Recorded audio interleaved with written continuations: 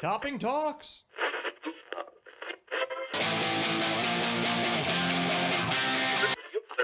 105 hours a week, can't be beat.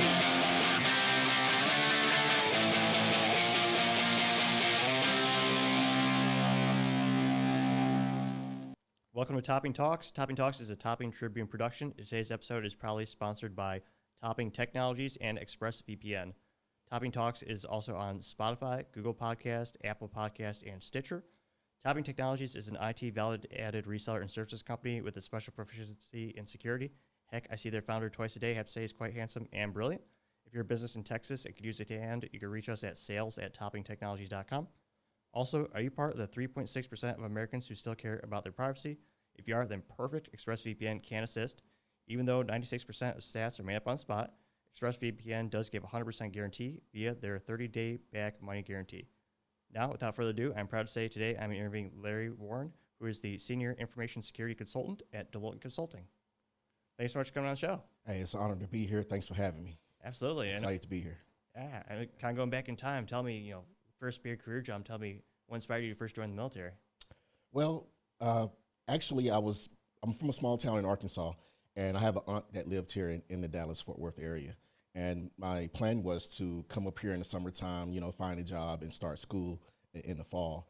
But her boyfriend was an Army recruiter. Oh. And so you can imagine how those conversations went every time I seen him.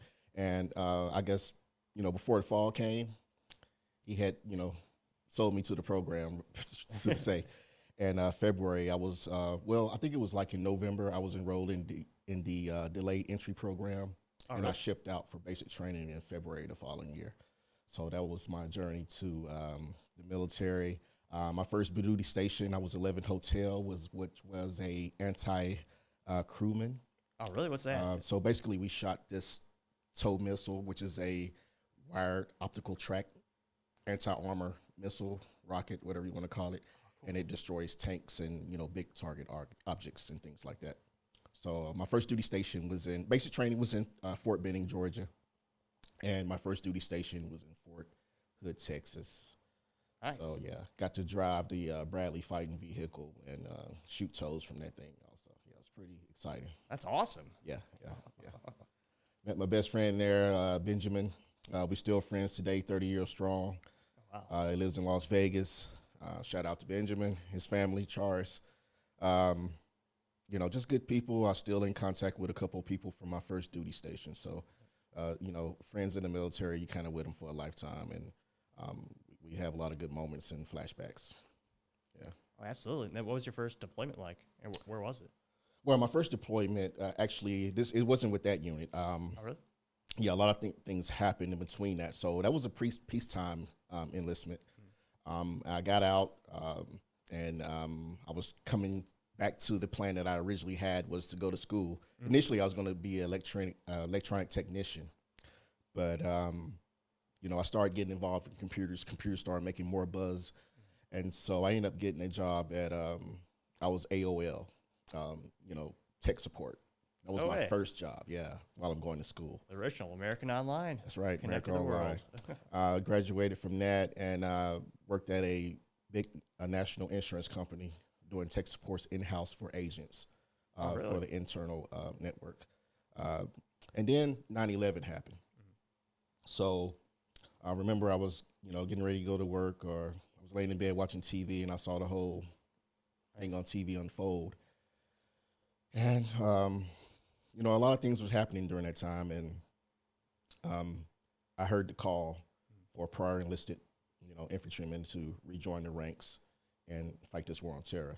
Mm-hmm. So I kind of put everything on hold from there. Oh, wow. Rejoined the military, volunteered to go back in again in the wartime, even though I had a pretty nice career and I was going through school. Went back into the military, light infantry this time. I was sent to Korea. I was really trying to get to Fort Fayetteville or Fort Campbell. Yeah.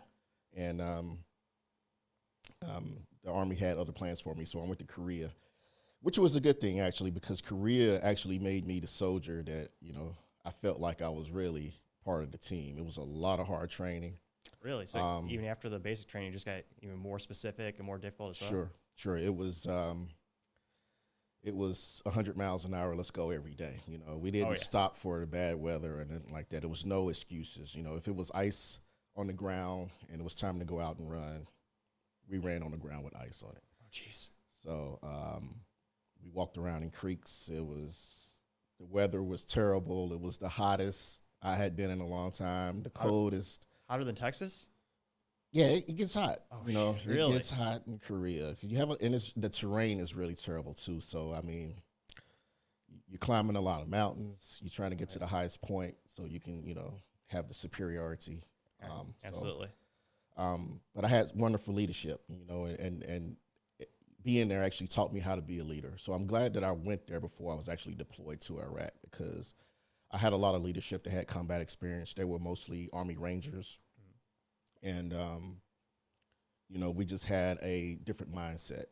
And, you might not appreciate it when you're going through it, right? But when you're being asked to pick up and go and do something like we were being asked to do, you kind of want that hard edge leadership. Right. And it did as well, I think, but everybody has to buy into it. And I surely bought into it from battalion all the way down to my company level. Yeah. That's awesome. Yeah. What was the most memorable part of Korea? What was your favorite thing about it? I guess in terms of like, it was non-military as well. I don't know. Did you get like time off, or what was it like? Yeah. We had time. We did a lot of training too, but when we had time off, we trained hard and we played hard. So there were times when I enjoyed the food. I'm still a foodie. Oh yeah. I like food from different cultures, countries, and the food was really what sticks out to me. Some people might say the shopping, but that really wasn't my thing. But the food and the training were the things that stand out the most to me. And then where do you go from there? So from there, we were deployed to Iraq. So it was a show. I think we got notified like in the middle, May, and by August we was wheels up in the air. Oh wow. So yeah, it was a quick turnaround, but we always trained. We always had that in the back of my mind. We might get called. Yeah. And so and at this time it was a lot going on, right? Because you had tension on the Korean border also with North Korea. So I think a lot of people forget about that. yeah, it was people were digging in. They were digging in brigades at the same time the stuff was going on in Iraq. So we didn't know which way we was going, but we felt the tension. So we just had that mindset. We had great leadership, like I said before, that had combat experience. So they always kept us focused on the mission and be ready at all times. Yeah. It's a great place. It's not like a lot of places you can go in the Army, because, at any time in Korea, the horn could go off. And we did this a lot. And you didn't know if it was real or a drill until after you got down to the LZ and somebody said index. So it could happen at any time. It could happen 12 o'clock in the afternoon, 3 o'clock in the morning. Sporadically, yeah. They kept us on our toes a lot. You had to have bags packed, ready to go all the time. That would definitely keep you on your toes. Yeah. All hours of the day. You never know if it's the real deal. Correct. Yeah. Out of curiosity, did anyone ever get was it like the boy who cried wolf syndrome, or it's like, or just like security fatigue, where you kept getting called so many times thinking it could be the real deal? Did you ever have the opposite? Yeah, and they actually did that to us, because we would have them sometimes 3 or 4 days in a row. Oh, jeez. Yeah, and sometimes it might be 30 days before you see it. Yeah, but it just happened. You didn't know, and you just in the back of your mind, always had that scenario. If it's you have to be acceptable to the situation, right? So I'm guessing it could also kind of train you to be calm and cool, collected, because you're used to having that routine into you, where that you're ready, to go right off the bat. Yeah. So I could also condition you, I would guess, to. That's how we train. Yeah. It was all about muscle memory.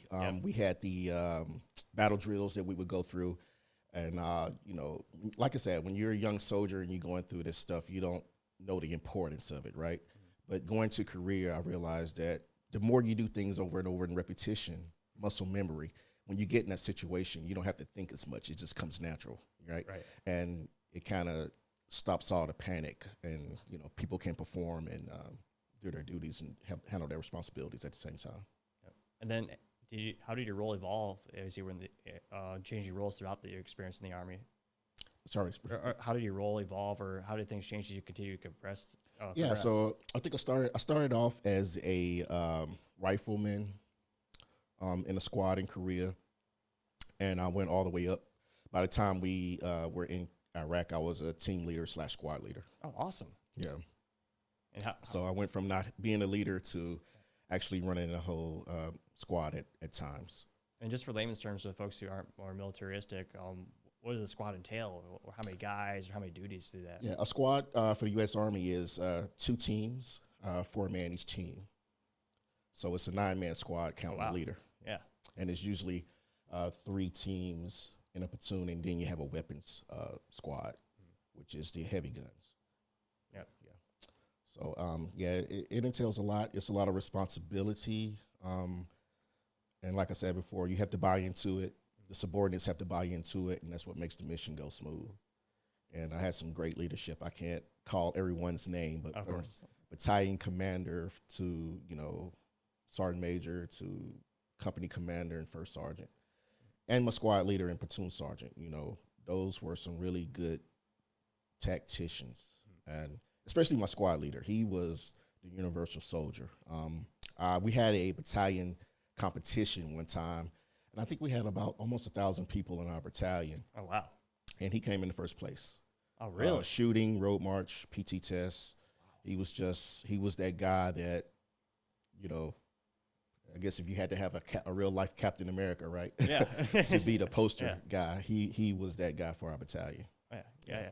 Gotta have something that inspires Kind you. of fell to demise in Iraq. He didn't make it home, but he was a hard guy. But I appreciate the hardness that he gave us, because that what saved a lot of us. Absolutely. It makes you stronger, too. That's right. There's an old saying, hard times make strong men. That's right. And nobody wants to come home and tell easy stories, right? Exactly. Right? That's right. Then what was it like to have your first IT role out of the military? Yeah. So when I came after leaving the military, I had a clearance, so there was a lot of opportunities available. My first position, I worked in the Southern Special Operations Command, doing some protective security work there. Oh, awesome. That was kind of like my first adventure outside of the military, working for the government in a military base. And I really enjoyed that. And like I said, I had a small IT background, but I always kept studying, reading books, and staying up with what's going on, right? Right. So another opportunity arose where I started working as a system admin for a lot of different contractors working on surveillance equipment. And so my job went from... Was that overseas or local? Overseas. All right, so DOD contractors? Yes. Yep. Oh, yeah. And so, my job was initially, I became an operator of the equipment, where I would be embedded with a military unit, and we could use this to support the warfighter on the battlefield. And there was a lot of video and data that come along with that. So, security was still high. We were still high in network security. But I had to configure these devices also and be able to support the mission. So we kind of worked head in head with, the different units. And mostly I was assigned with foreign units. So I did some work with the British military. Oh, cool. I did some work with the Romanian military. And that's to the extent. I did graduate from that and became a FSR, field service representative, for the same piece of equipment, which entailed the same thing, but I was also the guy that was flying around to different bases in Afghanistan, helping people troubleshoot issues. Oh my gosh. And set up, new platforms that a new unit might want. Yeah. If they was moving, 20 miles down the road to a different base, then I would come and pack that equipment up and reinstall it somewhere else. And it would take like a week. It was a lot of stuff, right? And usually we do this in 1 or 2 man teams. Oh, yeah. So it was a lot, and that entailed, fiber optics, a little bit of robotics, Ethernet, configuring Cisco routers and switches. Yep. Wow, just a lot. It was a lot. Oh my gosh. Yeah. You need to tell that story on all those IT forums on Facebook where people are complaining like, I had to drive 2 hours to put a desktop somewhere. I'm like, well. Oh man, yeah. Helicopter rides, convoys, And it's not exactly a good weather place over there. Oh no, no, the terrain is terrible. You know, Yeah. everywhere you go, the terrain is terrible. But yeah, it was a challenge, but you know, we made it, and I think we did a lot of good work over there, and I had a good team that I worked with. I can't take any credit for anything I've done in the military, out of the military, because you know I'm always a part of a team, and so I have to give a shout out for those people that I worked with also. Absolutely. Yeah. And then what was it like moving out of the defense contractor industry, or what inspired you to move on to a different segment? Well, there was a time when everything in Iraq and Afghanistan was winding down, Yeah. and I decided, well, now it's time for me to go home, right? I think I come over here, I did what I said I was going to do, Yep. and it's time for me to come home. So I finished school. I have a degree in networking and communications management, bachelor's degree, and about 6 months before graduation, you know, I start, you know, paying attention to the news and understanding that cybersecurity was really, you know, becoming a buzzword. Oh yeah. And there was a lot of breaches happening and a lot of things were taking place. So I was like, well, I've been doing this for a while. Let me see if I can pivot into that. So I jumped into a cybersecurity boot camp. I was doing that in the morning and going to school at night. Oh really? So yeah, I was all day Hustling. for Oh like my 6 gosh. months. Yeah, 6 months. 6 months all day. It was wild, but I was learning a lot on both ends. Yeah. I got my first cybersecurity certification, and before you know it, I was at one of the, you know, a consulting firm, Yeah. EY. So EY was my first there. I was a tier 1 cyber guy, Oh, tier awesome. 1, tier 2, and you know, I got exposed to a lot of different tools on the cyber side that I didn't really get a chance to witness being just network security and Right. things like that. So, you know, things like Splunk and Oh yeah. Carbon Black and, you know, Fidelis and things like that. So it really just opened me up to, you know, the possibilities of learning everything in cyber, couple that with the things that I already knew and trying to get exposed to different things, right? So, but I was always the one that I just wanted to learn more. I was a sponge, you know, and for like 2 years, man, I locked myself in the house. Oh, I'd really? work and come home, you know, because I was learning things. And I probably got like 6 certifications in that 6? time. Oh my gosh. Yeah, I was going hard. So That's awesome. Though. yeah, a lot of sacrificing, but you know, I think absolutely. it pays off. But Well, no sacrifice, no victory, right? that's right, that's right. And so I left there, and I was working on a cybersecurity assessment team, CAT team, where I was a cybersecurity engineer. And basically, it was, I guess you can call it an ethical hacking penetration tester, junior role. Got exposed to a lot of different tools there on the red side, on the offensive side, and just really, you know, broadened my knowledge. You know, it was like I just getting exposed to a lot of different things and tools, and understanding the possibility and how they work. It kind of circled back around, and it made me more stronger SOC analyst. You know, Right. seeing how attacks go out, performing those attacks, and then how they show up in the SIM tool and how they look in the logs. Really just made me a better blue teamer. Absolutely. Right? So, of course, that role came to an end because the company was doing some restructuring. And so they sent, we had like a 9-man team there, and they sent that duties to India to save money. And so we all had to go find out other employment. There was nothing else for us there. So Oh, really? The whole team? the whole team, yeah. Oh, damn. Except for the leadership. I think they were okay. Yeah. Of course. But so I went back to the SOC. Now at this time I'm a tier 2 analyst, Oh, nice. and I'm a lot stronger than I was at first. Learned, you know, a lot of things. Got exposed to more tools there: McAfee, ESM, NSM, EPO. That was really the tool set that was used there a lot. And What year was that? that was in 2018, 2019. Oh, really? Okay, gotcha. Oh, no. Wait. 1920. That's what it was. Oh, okay. 2019, 2020. Yeah. Yeah, something like that. And so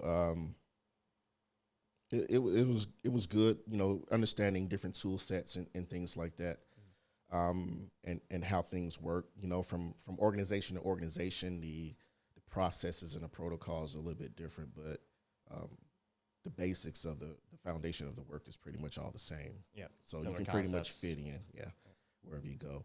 And so now I left that role and I jumped into a consulting role, and working with a lot of high-end clients there. You know, having communication on the phone, through email, talking to clients about their issues, also creating a threat intelligence newsletter where if we had clients that was in a certain sector, we would tell them about the threats that's going on in their sector. Good idea. And I worked on that effort with another consultant also. So, it just exposed me to a lot. So, which brings me to my current role where I kind of do a lot of different stuff, right? It's threat hunting, malware analysis, endpoint protection, vulnerability assessments, incident response. I mean, you never know what you're going to be called up to do. True. So having a wide range of experience really paid off for me, going through that in my current role. Absolutely. That's the best thing about consulting is you get such a wide array of diverse opportunities. So you get to work with so many different clients in so many different industries. There's always new challenges, threats, and security vulnerabilities to see.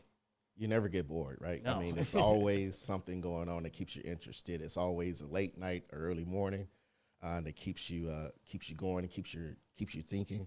Yep. So that's what I enjoy about it. I'm always learning, and I'm trying to soak in as much as I can. Oh, yeah. What do you think the future of IT security in terms of threats? I know, like, a couple of years ago, everyone was spending a lot of money on firewalls, and, you had all the big players like Palo. Well, I guess that was more 10 years ago, but, they came out with, the best firewall, since sliced bread was invented. Yeah. So it feels like that part of the IT security, that's really not overprotected, but it's now this highest level where hackers, at least when we're talking about like our clients doing assessments, that's usually not the main threat vector or path of attack. Mm-hmm. Have you seen that evolving throughout your career, and what do you think the future's like around those topics? So I am on the attack surface management team now, and that's what we do. The attack surface is forever expanding, with IoT, IOOT, and a lot of different, BYOD if you work in those type of organizations. So any type of vector that a threat actor can use to gain access it has to be thought of from the top down. We have to have a plan in place to have overlapping security controls to, at least notify us if something is happening, right? So I think the threats of the future are, I always keep my eye on the OWASP top 10. They kind of moved around a little bit this year. Yep. I think broken authentication is number one when it usually is injection. Yeah. So things like that, I mean, those are going to flip and flop. But my biggest thing is the individual, the person, the weakest part of the whole equation, right? You can spend $1 billion on your security controls, but if you don't have the security awareness of the people that's working in the organization, it doesn't matter how much money you spend. Agree. So I think getting the human factor figured out to where it can be better than what it is, whether there is putting, a little bit more expectation on it. Because I've worked in organizations where I had the opportunity to see those phishing reports come out every month. Yeah. And you'll be surprised the numbers that people fall for over and over and over again. It's like there's no learning from the training. So, or they just don't care. It's just, that's the hardest part is, how do you relate IT security to the folks who their job is like, let's say they're selling pencils for a living. Yeah. I mean, why should they, how do we convey to them like, hey, if you click that link, you could cripple your ability to sell because all of a sudden you take down our Salesforce instance or something. Yeah. It has to be something. I mean, incentives, or it has to be some type of, tied to evaluation. I don't know. Oh, yeah. But it has to be something with teeth on it because, you can come out and do these assessments month over month and you're not really seeing any improvement. Yeah. It's definitely, that's the biggest threat that I see coming. And it doesn't necessarily have to be, information can be a vulnerability, right? I mean, because if you can get somebody to panic and have a response that it's not warranted, then that's a threat also. Absolutely. So I think people just have to, it's kind of like in the military, right? Regardless of what your primary role is in the military, everyone's a rifleman. Yeah. You know, and I think we have to have that type of outlook, you know, in organizations or in the enterprise, Yeah. to just make the security more robust and to keep things safe, I- along with the technology that we spend all the money on, right? It's like the tools, it can be the best tools on planet, but you got to make sure they're utilized properly or correctly. That's right. I like that analogy though with the everyone's a rifleman, because that's true. I mean, every company needs to really have their employees have a vested interest. I've seen the best results we've seen with our clients is, like, say you have some type of incentive programs where we had one where, you know, whoever had the best security, you know, you do quizzes every, you know, 4 weeks. And, you know, whoever has the highest score, you get points. And, you know, per quarter, whoever the highest score would get like a nice, you know, $3,000 laptop that they can take home, or, you know, similar swag or accoutrements. And just those little incentives, like the total incentive packages were, the cost for those were under $5,000 per quarter. But I mean, the rates went down by double digits for like the click rates or phishing emails. Yeah. And they perform so much better on auto security assessments. It's just one of those things where it pays for itself, because, you know, as we both know, you know, one hack is going to cost much more than $5,000. I had 2 statistics I want to kick off, if I'm not mistaken. I think that the data breach for the big corporation, the average cost of the data breach is $9.4 million. And 95% of all incidents, cyber incidents, trace back to the end user. I believe it. So, yeah. you know, that's a big problem that we have to work on. Oh, absolutely. I mean, a lot of those companies are, especially the more mature companies, they're past the point of, you know, having the cliche mistake of admin, you know, credentials. Oh yeah. But they all have humans, and humans are by nature infallible or vulnerable. But all it takes is one person like, oh yeah, Microsoft wants my credentials to authorize something, or, you know, they're asking for the password reset. Yeah, I'll do that right off the bat.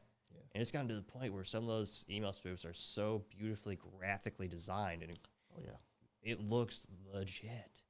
So it's, I mean, the URL rewrite is a must for everyone's email, like when I'm talking about email security. But yeah, just constantly cultivating that culture. And I think another thing, the next frontier, or another thing I think that more security consultants and conversations should include, is kind of the extended family of all the employees, especially when everyone is working from home. I mean, a lot of the CEOs and C-suites and all the accountants who control the money transfers to the company and wire transfers, I mean, a lot of them are living with families that got kids. How many of those kids are using apps like the TikTok or something like that? That's right. And how many of those are connected right on the same network, and all of a sudden they become an easy target just by proxy? That's right. And it's funny you say that, because I also think that in the future we're going to see a lot of how can I say this without, so from nation state actors, right? Oh yeah.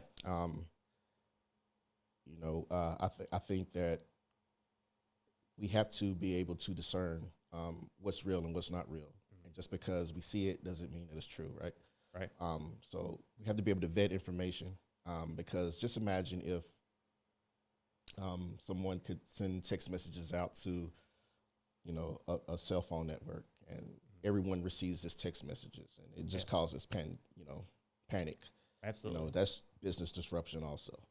So hopefully those things are being looked at a high level, and you know, those are the things that I look at, you know, and think about. You know, being in the military, I always have this scenario running in my mind: what if?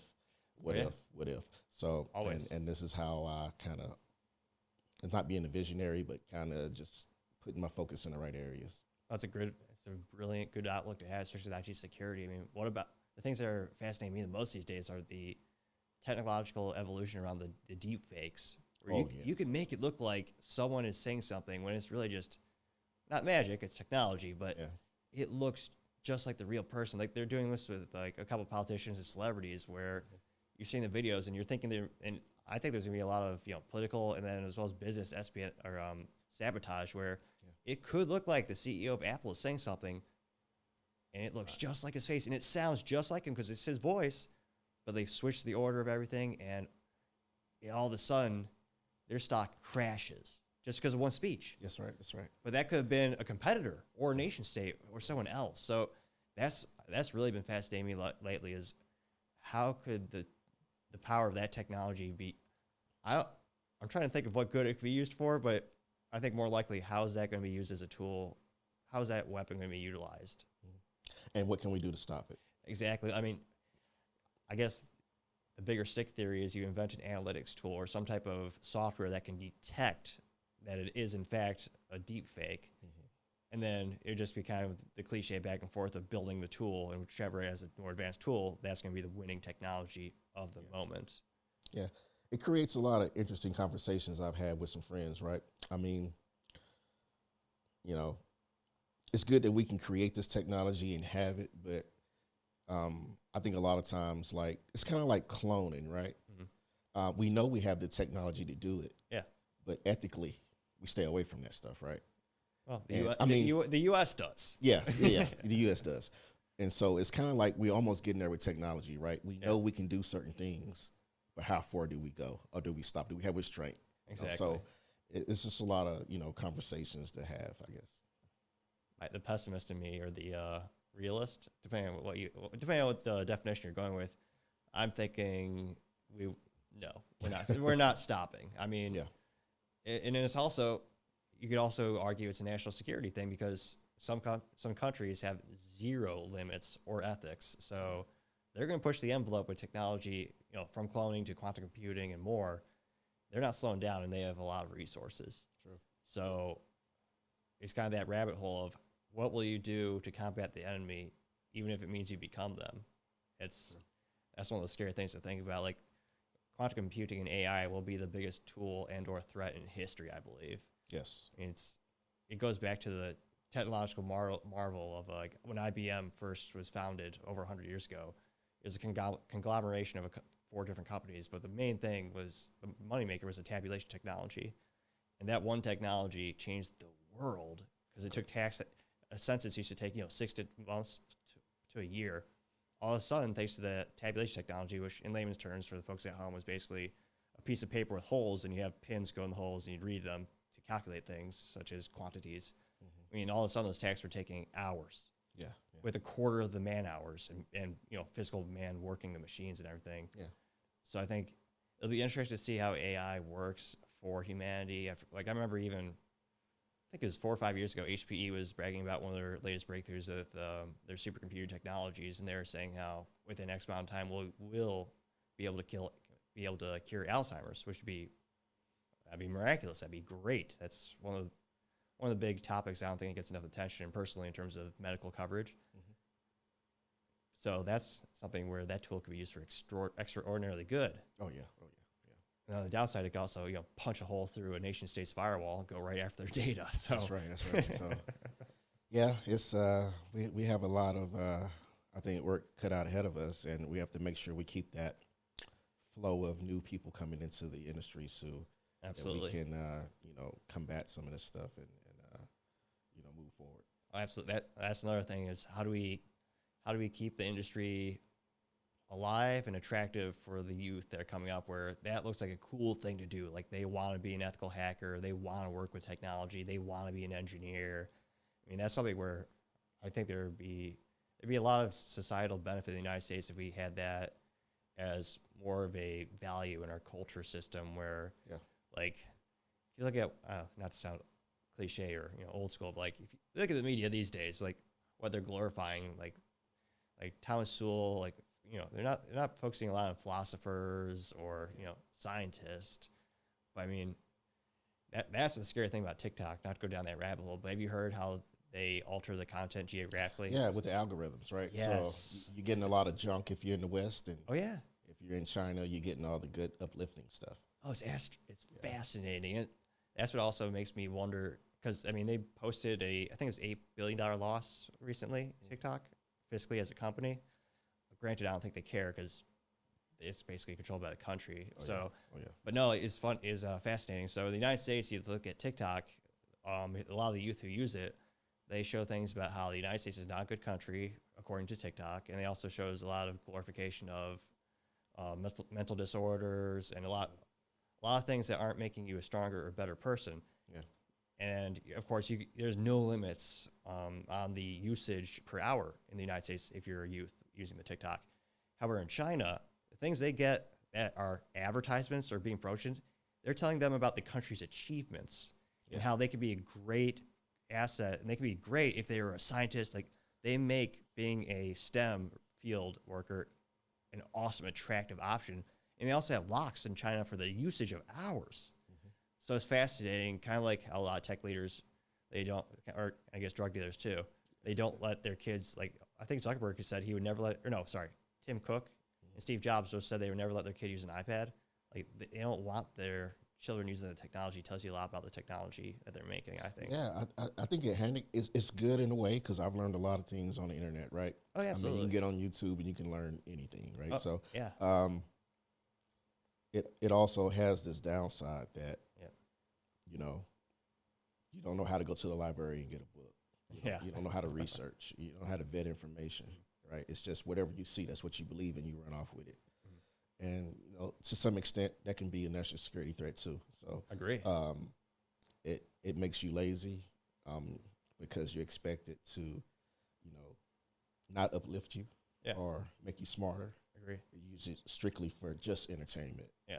And that's where the hole is, in my opinion. Oh, no, I agree. Especially, that's another thing where I used to be a really big advocate of the browser called DuckDuckGo, because originally they started the company where we're going to give you unbiased filters. So if you search for something, we're not manipulating what's the top result.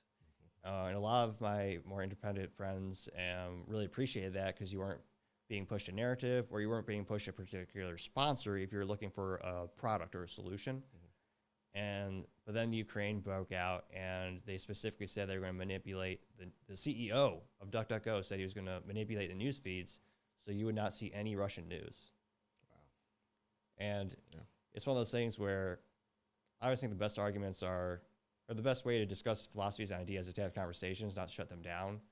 And even if I don't agree with someone or I think it's BS, I would rather hear their conversation so that you could combat those ideas and learn their perspective. So as soon as I learned that they were starting to manipulate that news feed, I just walked away, and they lost a lot of users after that. So I immediately uninstalled the app, and all my friends now are using like the browser, Brave browser. Yeah.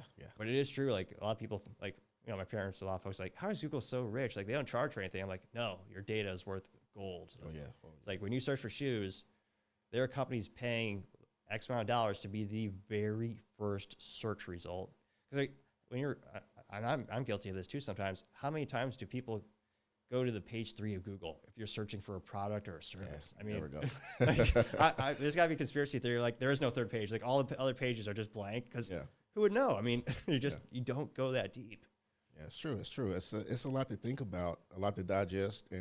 But I do think that we have to come up with a better plan, even back to what you're talking about, you know, how those algorithms work on these social media platforms. You know, how can we do the same thing without infringing on people's rights? You know, so that's a lot of conversations to be had. You know, one side of me says, you know, sometimes you have to make hard decisions for the better of all. You know, and then, you know, then it's an infringement, right? So it's tough, and I think we have a lot of questions to ask ourselves as this technology starts, you know, to expand even more. I agree. And it's going to be a hard conversation. And, you know, the laws, I don't think have even caught all the way up with the technology. So, I mean, we still on, you know, phone book laws. And I mean, fun thing about politics, just search a YouTube video of any politician talking about technology. It's like, I remember Facebook, what was it, the 2016 election where Facebook, they were in hot water because Russia paid for some ads or political ads. And like these, you know, older senators they're not on Facebook, I shouldn't say obviously. Many of them are not on Facebook. And they were interviewing Mark, like, so Mr. Zuckerberg, you don't charge to be a member or a user. So how do you make money? It's like, like they don't even don't know. Yeah. The laws have to catch up with the technology, you know, and maybe then we can start those other conversations. I don't know. Yeah, I mean, hopefully it works out for us. Oh, yeah. I mean, I think as pessimistic as I am about the increased censorship on social media platforms and video platforms, I'm more optimistic, or try to be optimistic, that your average person is open to having more conversations about these topics, and it's not just about yelling at each other, although there's certainly a lot of that on the internet. And it's crazy. You know, to me, it's just, I don't want to go down that rabbit hole. It's crazy to me, you know, when I see some of the stuff I see, but I just think, education is like a key component of that. Agree. And maybe hitting demographics that, unrepresented in technology even more, so that they can, have that cyber awareness. Absolutely. And know what's really going on. It's a real game out here, and I don't think the average citizen knows, how dangerous this stuff is. Absolutely. I think that's a good. So I think that's a good thing about. I've seen like just talking with friends and family community, in terms of the, younger users are getting smarter, where they know not to click on the BS links, or like, you got a phone call or an email from Amazon. We want to refund you $500. Like, they know Amazon's not going to do that. Like, no, they know it's a scam. So I think that's very good that those types of awarenesses are increasing. So I think more and more are getting interested in the topic, and they're trying to take it seriously, and especially when it starts to affect their bank accounts. So actually, I was having a conversation with someone about, incentive versus punishment for like employees of a company to care about IT security. I almost wonder, would it make sense to have like an employee bonus? So at the end of the year, if the company didn't get hacked and everyone did well at their security awareness training, everyone gets a percentage bonus. Sure. However, what if the company gets hacked? You deduct how many of them? That would get their attention, but I mean, yeah, I think that'll be a hard one, because I think, from a security standpoint, you can't control what the threat actor do, but and it's bound to happen, especially if you're a known company, or you're a small company that doesn't have enough resources to have the personnel in place to defend your networks. That would be tough, right? Because I think anybody can be breached at any time. I think the important piece is data lossage, and the data leakage, and how fast you can recover, and is there an interruption in business? So That's another thing people are still learning about. Like, your data is worth more than oil or gold. Oh yeah. Like that, I think was it 2018? Like for the first time in history, the most valuable asset on the planet was not a natural resource. It was not natural gas or crude oil. It was data. Oh yeah. So I think a lot of employees are starting to realize we need to take this seriously, because if our confidential data goes, the company goes. Yeah. It's funny you say that. I was just thinking about social media, right? And every once in a while, you'll see people pasting and copying this post that says, "I don't allow Facebook to use my," and I'm like, that does good. You're not very educated, are you? Yeah. You need to read the fine print before you signed up. That reminds me of like the cliche Michael Scott from The Office. When he tries to declare bankruptcy, he just walks into the middle of office and he yells it. It's like, I declare bankruptcy. It's like, that's exactly what you're doing when you're posting that BS. Oh yeah, I don't give you information on Facebook. It's their platform, and they own everything about it, and you're volunteering to go into it. It's Granted, if I had any power to change laws or incentives, if I was in a political position, I would love to have it so that every law and user agreement had to be in plain, understandable English, and less than one page, which I know accountants would. Yeah, I think there's actually a group pushing for that, because it's just too much to read, and it's very small. It's BS. Yeah. Like, no one knows the language. So I swear that one of the founding fathers wanted that too. Like, there's some writing out there. It's a good idea, but it should be written in such a way that the average American can comprehend it, and they could choose to participate in your product or service or not. Yeah. But nowadays you have click these terms and conditions, and it's 35, 50, 100 pages. Like, no one, I mean, maybe a lawyer, that'd be a good YouTube channel. A lawyer could read all that and translate it. I'd find that entertaining, but your average person they don't have the time, because, we all got stuff to do, and they just don't have the bandwidth to do this. It's legal jargon, right? It's legal language. So exactly. And then you need a magnifying glass if you are going to read it. Yes. You need a sandwich, because it's going to take you a day. Or more. So, it's a lot. Wow. The company has to cover its, dot its I's and cross its T's, and it's a lot. So, and I know they have to protect themselves to a certain extent. I mean, I'm all about that. I'm just wondering, why does it have to be so complicated? Why can't they, why couldn't it be, I say this, it's just, why couldn't it be more transparent? Yeah, yeah. Which I know it's kind of cliche to say, but there's just a lot of unknowns, a lot of concerning things, like especially about Facebook. I remember, maybe about a year ago, a couple of politicians overseas, they started to notice that, hey, a couple years ago, we used to have all this press. We talked about, hey, I'm Bob running for office. Here's my ideals. This is what I stand for. And they would get a fair amount of traffic. And then they noticed recently, if they said, hey, here I am, this is my positions, this is what I believe in, this is why you should vote for me, they wouldn't get any traction, or they wouldn't get a lot of clicks or comments. However, once they started, hey, my name's Bob, my competitor is evil, he is bad because of X, Y, Z, he's terrible, you need to go vote against me, the other guy's terrible.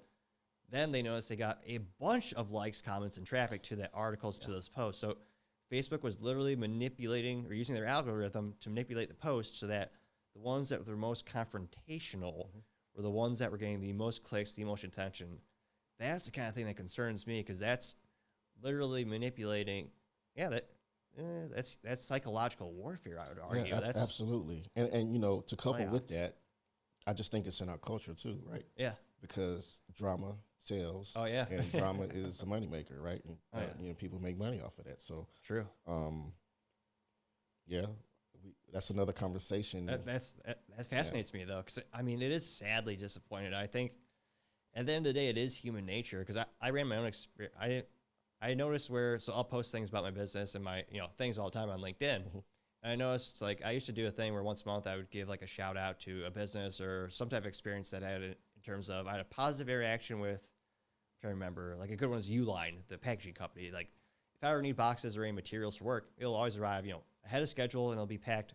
They literally put more care into packaging collapsed boxes than some companies that ship me glass. So they do a great job. And like, I posted that on LinkedIn, and I might have gotten like maybe 1,000, 2,000 views, as opposed to my average post where I'm talking about either business achievements, or like if I do a poll about a controversial topic, like I think today I was asking, so OPEC just canceled, or they're decreasing the amount of production. Should we have canceled the pipeline, the Keystone XL expansion? And those get infinitely more clicks, like, views, comments, because they're just not all nice, I guess, kind fluff pieces. Or so I don't know if it's human nature, but it is a little sad. Like, because I tried that for about a year, like doing the positive posts, and just very few people cared. I did too. Yeah. And like I said, yeah, you can say 10 good things, right? Beautiful things, inspirational things. Yeah. No responses, right? But as soon as you come with some negativity, it sells. It sells big time. That's just, and I think we have to, look at ourselves and why does that work? Yeah. It's like, it is like, there is refreshing. Certain industries traditionally kept away. I mean, the automotive industry in particular, kind of a little transit thought. I mean, their advertising used to be very competitive, going directly comparing, horsepower, fuel economy, luxury amenities, and they would say how it would name a specific competitor where they didn't have that. Basically they suck, we rock, fire stuff. But more recently, at least the car ads that I've seen, is much more only talking about themselves and the product, the positive parts of their products. So it is interesting to see certain companies and certain industries have transitioned to using that technique, to going away from it. And it'd be interesting to see why, and if it's just as effective or more or less. Yes, it's funny when you were saying that. I thought about McDonald's and Burger King back in the day, right? That was like a big thing. Just to see those commercials a lot. You don't see them now, right? No. So I think it's a lot of psychology involved, I guess. And years ago, before I got in IT, I had a friend that worked at a supermarket. And this is kind of off the subject, but it just shows psychology in business, right? I love it. So he told me he had to go take a class one time where they showed them how to take the boxes, the product, and place them so that the colors, the company already does their part with the colors, right, on the box. It's supposed to attract your attention and put you in a certain mood. Yeah. And so he had to go to a class to teach them how to place those on the shelf. So when a customer walks down the aisle and looks down the aisle, the product, is viewed in a certain, Oh yeah. way that it makes you want to go down the aisle. Casinos do the same thing, right? Oh, They have yeah. certain sounds. The carpet is a certain color. There's no clocks. Lights, yeah. So, and I always said, I had this conversation in class one time, psychology class actually, and I said, you know, what's the liability, right? So if I'm a person that has a spending problem and I'm in your store, I came in on free will, but if you're actually playing this music and has this casino, you know, with these sounds, and it's, I mean, what's the liability on that? And it's not to push blame on somebody else. It just shows that there is an effort out there to use psychology against you. Oh, absolutely. On the commerce side of the house. So Yeah, I mean, casinos patent the scents they use so that you recognize that scent and you associate it with good, fond memories. yeah, I mean, the amount of technology and psychology into casinos fascinates me because it is vastly more complex than any individual can possibly comprehend, especially if you're not in technology, you're not in marketing, or because there's all those things where I've been to a casino a couple times and I'm pretty frugal. I don't like to gamble really. I gamble, but it's just reinvesting in the business is my gambling. But like when it comes to casinos, I'm fascinated to see like certain states do have certain requirements. Like you have to have the stats posted for blackjack. I think in a couple states, or sorry, not blackjack, roulette. But it is fascinating because when you walk in, it's all every piece of furniture, just like a supermarket. It is all specifically tested, designed to make it a most cohesive experience. It's that you don't want to leave. exactly. And it's just, I mean, going back to the placements of products at the supermarket, I remember taking a marketing class in college where I didn't realize this until the professor told us, but he was talking about the logistics and the studying of cereal. And if you go to the cereal or go to the cereal aisle at any grocery store, you'll see, you know, you got Raisin Bran. What was the other ones? You have like the, not Frosted Flakes, the just the corn, Corn flakes. corn flakes, Raisin Bran, and what's the another like grape nuts, like all the adult ones without flashy mascots. Those are usually at eye level for adults, so maybe 5 to 6 feet. However, if you go lower, 3 feet, 4 feet, the ground, all of those cereals are the colorful ones, the mascots like Lucky Charms, and that's because Tony the Tiger with Frosted Flakes, and that's because the kids are shorter than the moms, and it's just psychology. The kids are going to see it because they're eye level, and they're going to make noise. They're going to want it because it has a mascot on it. Yeah. That's what happened. Look, Fruit Loops was mine. Exactly. That's That little bird. Yeah.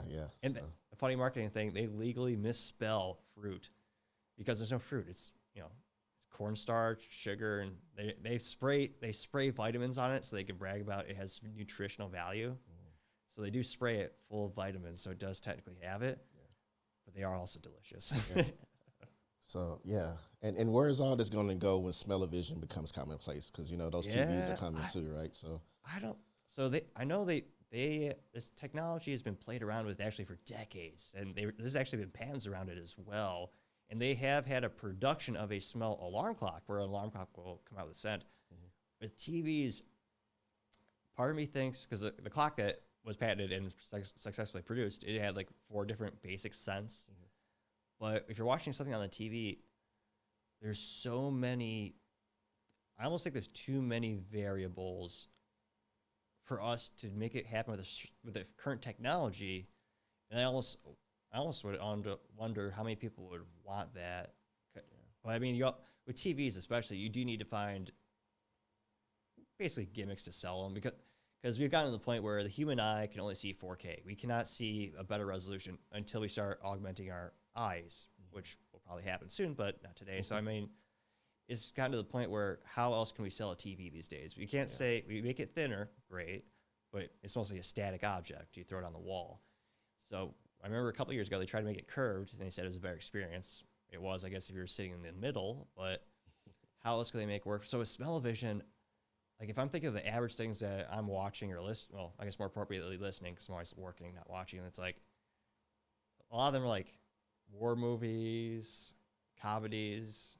So I don't know if I would want to smell. Oh, actually, no, I do like the smell of burnt brass or spent brass. That's slightly euphoric, but I always think the only channel that would work with, or the main medium that would work with, or rather subject would be like the Cooking Network or the Food Channel. Yeah.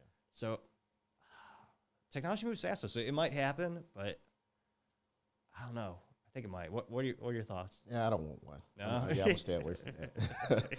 Yeah, I don't want to go that way. That's too much for me. So, Yeah. you know, maybe if it's I don't know. Maybe you can enjoy a movie better. You know, if you're in a battlefield and you smell the smoke and you can feel all this. But I don't know if I want to do it. But people really want to smell guts and like burnt diesel. I don't. It's maybe no. I can see that being good.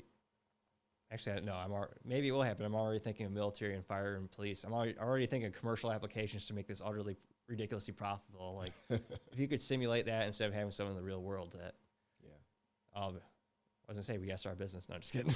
Yeah, that's right, that's right. And what do you like to do outside the office? Oh well, I lift weights. I box, boxing. Oh, really? I like to eat, of course.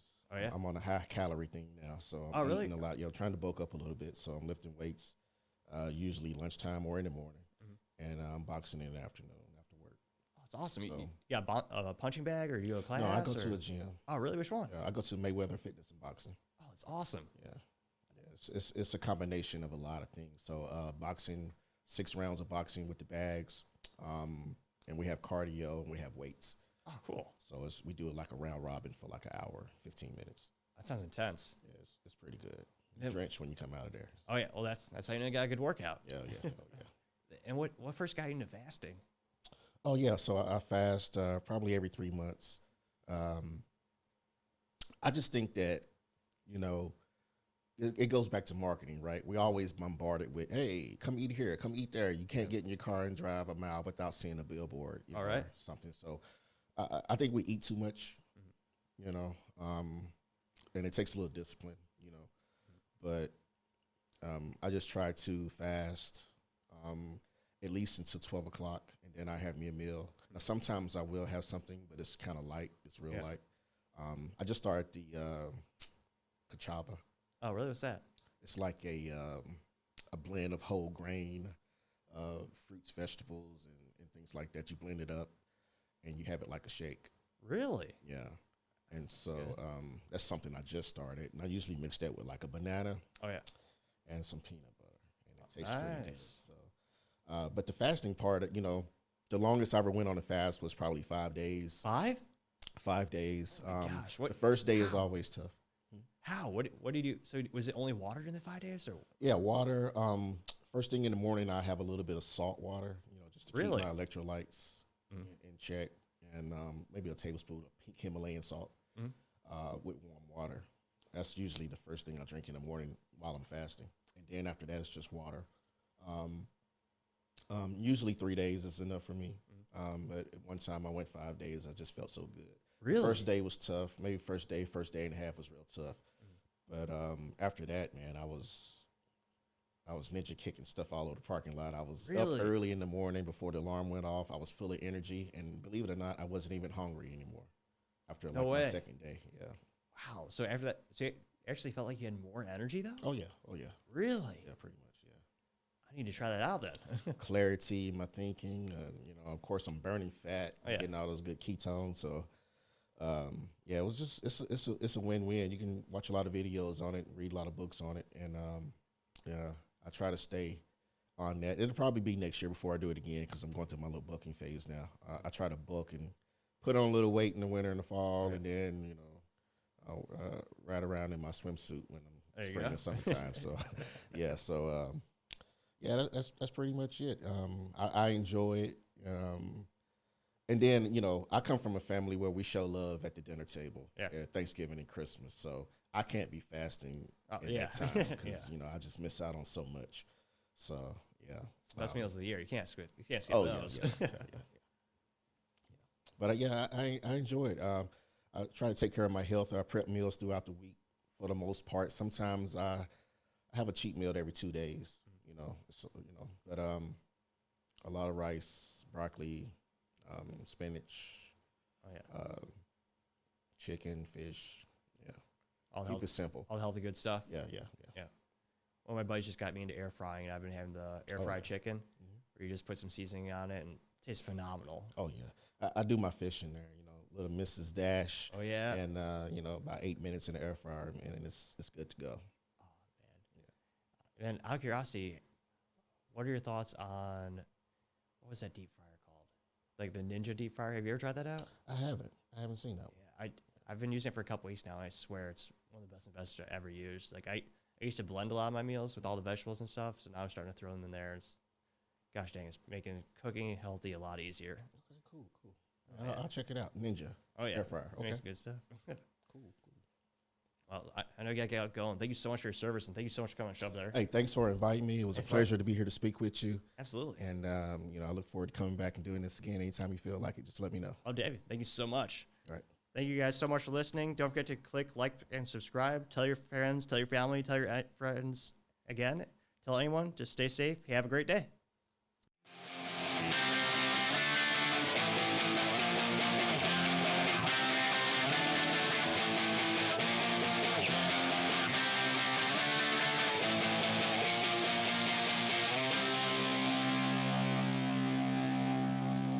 Topping Talks.